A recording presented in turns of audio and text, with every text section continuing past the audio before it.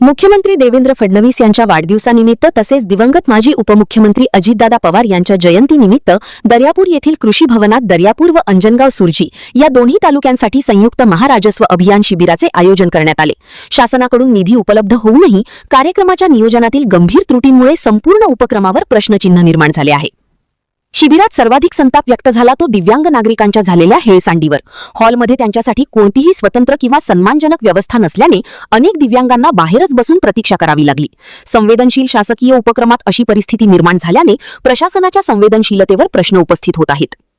दर्यापूर आणि अंजनगाव सुर्जी या दोन मोठ्या तालुक्यांतील नागरिकांसाठी आयोजित शिबिरासाठी अवघ्या 300 ते 400 क्षमतेच्या कृषी भवनाची निवड करण्यात आल्याने मोठी गर्दी उसळली।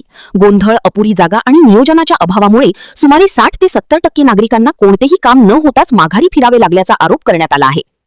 यामुळे हा उपक्रम जनतेच्या सेवेसाठी होता की केवळ फोटो सेशनपुरता देखावा असा सवाल उपस्थित होत आहे। शासनाच्या विविध योजनांचा लाभ नागरिकांपर्यंत पोहोचविण्याऐवजी ढिसाळ व्यवस्थापनामुळे नागरिकांना तासनतास त्रास सहन करावा लागल्याची भावना उपस्थितांमधून व्यक्त करण्यात आली।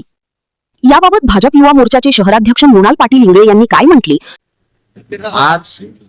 आज जो कार्यक्रम झाला त्यात दोन्ही तालुके मिळून जो प्रोग्राम आज झाला त्यात लोकसंख्या पाहता लोकांसाठी हा कार्यक्रम आयोजित केलेला होता।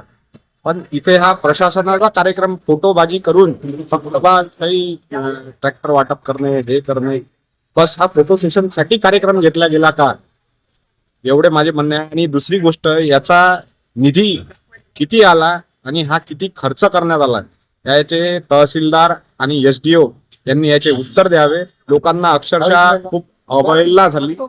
आपले अपंग बांधव हे सुद्धा बाहेर होते, मी सुद्धा बाहेर होतो। मी ही प्रचंड गर्दी बघितली, यात लोकांना अंदर जायला जागा सुद्धा मिळाली नाही। याचे SDO आणि तहसीलदार यांनी उत्तर द्यावे।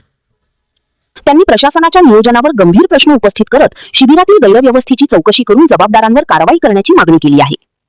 दरम्यान या प्रकरणी आयोजक प्रशासनाकडे 2 प्रमुख मागण्या करण्यात आल्या आहेत। शिबिरासाठी मंजूर झालेल्या निधीचा सविस्तर खर्चाचा लेखाजोखा लेखी स्वरूपात जाहीर करावा तसेच दिव्यांगांच्या गैरसोयीसह संपूर्ण नियोजनातील त्रुटींसाठी जबाबदार अधिकाऱ्यांवर योग्य ती प्रशासकीय कारवाई करावी अशी मागणी करण्यात आली आहे। दरम्यान या संपूर्ण प्रकारामुळे उपविभागीय अधिकारी SDO कार्यालय आणि तहसील प्रशासनाच्या कार्यपद्धतीवर नागरिकांमधून तीव्र नाराजी व्यक्त होत असून संबंधित अधिकाऱ्यांकडून याबाबत काय स्पष्टीकरण दिले जाते याकडे सर्वांचे लक्ष लागले आहे।